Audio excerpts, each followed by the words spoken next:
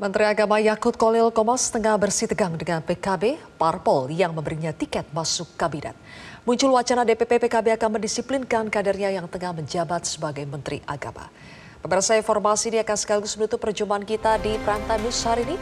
Saya Zilvia Iskandar pamit undur diri, tetaplah bersama kami di Metro TV. Karena bicaranya enak, mulutnya manis, mukanya ganteng, itu dipilih. Jangan asal begitu, harus dilihat dulu track recordnya. Track recordnya bagus, syukur mukanya ganteng, ya kan? Syukur bicaranya manis, itu dipilih. Pernyataan Menteri Agama Yakut Kholil Qomas tentang pemimpin memantik polemik. Menak Yakut duduk di kabinet menggunakan jatah PKB. Karena itu, Partai Kebangkitan Bangsa bakal mendisiplinkan Menak Yakut dan mendorong Presiden mengevaluasi Yakut. Pasalnya, pernyataan Yakut dinilai sebagai bentuk penggiringan opini dan berpotensi memecah belah masyarakat. Posisinya sebagai menteri ya Presiden lah yang mengevaluasi. Kalau sebagai kader PKB, kami tentu sudah menyiapkan langkah-langkah pendisiplinan. Jadi, dan publik tentu juga akan memberikan penilaian juga. Menurut saya itu yang lebih penting. Jangan membuat publik ini berspekulasi dan bingung dan menggiring opini yang nggak perlu. Sebelumnya, Ketua Umum PKB yang juga merupakan bakal cawapres Koalisi Perubahan, Muhaimin Iskandar, juga menyayangkan pernyataan tak pantas dari Menteri Agama Gus Yakut. Gus Imin menilai pernyataan Menak layaknya pernyataan buzzer. Itu omongan buzzer. Thank you, Gus. Menak Yakut sendiri mengaku belum menerima panggilan parpol yang menaunginya, PKB. Yakut menghormati wacana pendisiplinan dirinya oleh PKB, namun Yakut mengingatkan dirinya juga salah satu pejabat teras PKB. Tapi kalau soal apakah dipanggil, saya belum dapat surat panggilan sampai sekarang. Presiden akan evaluasi, Gus. Terus soal kader palsu bagaimana tanggapannya? Dipanggil siapa dulu? Siapa yang manggil? Karena PKB banyak loh. Yang manggil siapa dulu? Kalau Syuro. Nah, Dewan Syuro ya saya ini taat pada Kiai. Taatan saya ini sama Kiai. Tapi kalau jajaran pengurus loh, pengurus yang mana dulu? Siapa yang berhak? Saya ini salah satu pengurus deh. Saya manggil diri saya sendiri. Wakil Sekjen Partai Kebangkitan Bangsa, Maman Imanul Haq juga mengaku sangat kecewa dengan pernyataan kadernya yang kini menjabat Menteri Agama. Menteri Agama seharusnya menciptakan keteduhan, bukan justru kegaduhan di tengah umat dan publik, terlebih menjelang pemilu dan Pilpres 2024. Kita sangat menyayangkan pernyataan-pernyataan kontraproduktif dari Menteri Agama. Apalagi dilakukan oleh seorang pejabat negara dan dia menjadi pembantu presiden. Presiden secara jelas mengatakan bahwa pemilu di 2024 harus betul-betul kondusif, menjaga persatuan, kesatuan. Dan ini tentu ketika pernyataan-pernyataan itu mengarah kepada satu pasangan, yaitu pasangan Mas Anies dan Gus Muhaimin, ini tentu sangat-sangat disayangkan, apalagi posisinya sebagai Menteri Agama. Kita berharap agama menjadi energi untuk transformasi dan perdamaian, bukan menjadi juga alat untuk seolah-olah dia justru mendiskusikan orang lain. Namun Menak Yakut mengingatkan dirinya merupakan pejabat PKB.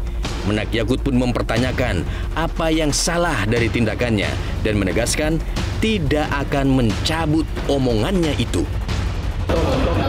Kan ada ADRT-nya, PKB itu ada ADRT-nya, partai itu ada ADRT-nya. Maunya si orang, kader, itu kan semua ada aturannya, kesalahannya di mana, gitu kan.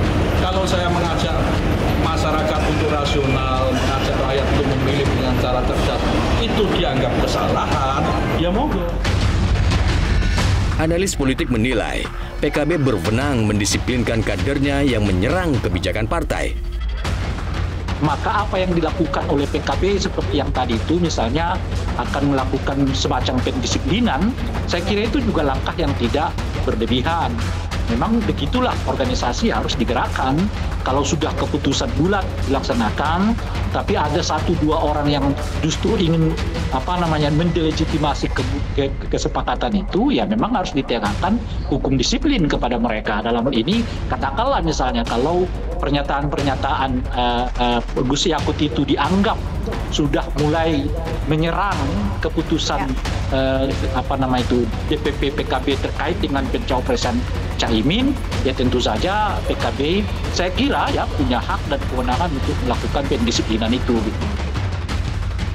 Pada 13 September lalu, Menak Yakut juga membuat pernyataan yang menjadi kontroversi. Di depan pegawai Kanwil Kementerian Agama Jawa Timur di Surabaya, Yakut bercanda soal nama anak buahnya. Namun guyonan itu dikait-kaitkan dengan Pilpres.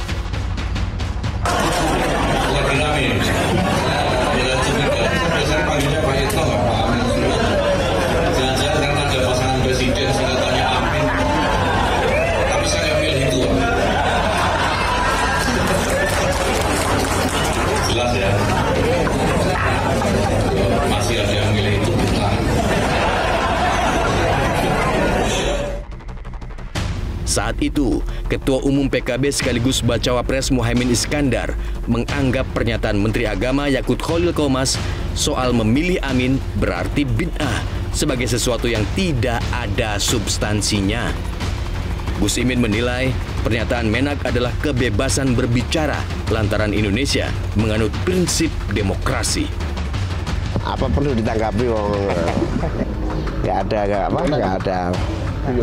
dan nggak ada substansinya. Nggak ada substansinya, tidak perlu ditanggapi. Gus, ini kan kadernya sendiri ya Gus yang nggak ada teguran. Iya, demokrasi kan begitu, memang memberikan siapapun boleh ngomong apapun. Dan itu kan pilihan politik. Tiap orang memiliki pilihan politik. Namun Menak Yakut usai berpidato berkilah bahwa yang dia maksud Amin adalah Amin Suyitno. Itu kan nama orang, Amin Suyitno. Saya ambil Amin Suyitno gimana sih ya? Jangan goreng-goreng kok. Kamu nih goreng-goreng. Amin Suyitno itu nama kepala badan. Bisa ngambilin pidato dengan Pilpres Pak Menteri ya. Ada hubungannya.